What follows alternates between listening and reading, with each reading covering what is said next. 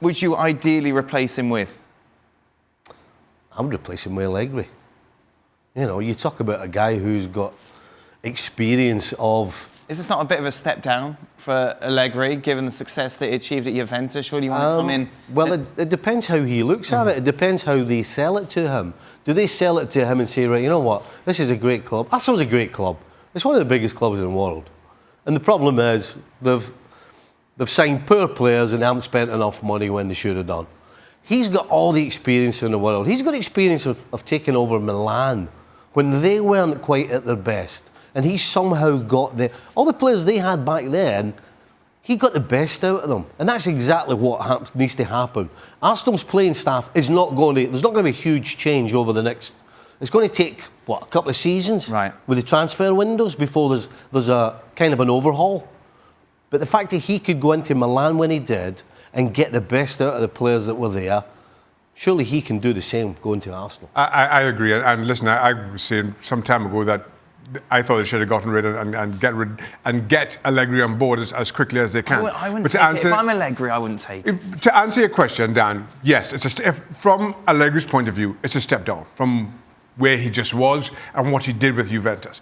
I think the question that Allegri has to, and he's the only one can answer this, is I thought somebody would have picked him up by now, in all honesty, and especially given some of these struggles and some of the speculation that we've had around big clubs in the opening 4 months of the season. And it includes speculation because at one point Zidane was a dead man walking. Now that's changed.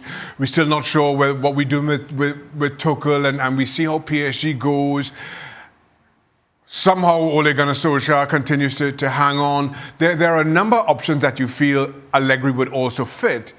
But those clubs haven't shown any real interest in parting with their managers. And therefore, if you're Allegri, the question then becomes, how long can I stay on the sidelines and my reputation remain intact? I still remain top of the pecking order in terms of managers to come in.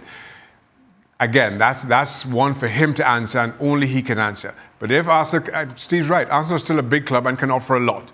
But as I said to start with, it is a decision for him to make because it may be a step down. The bookies have Nuno as favourite, the Wolves manager. Does that work for you? Listen, you can't argue that since Wolves come out from the Championship, they've been fantastic. They play great attacking football, which is kind of what you expect an Arsenal team to play.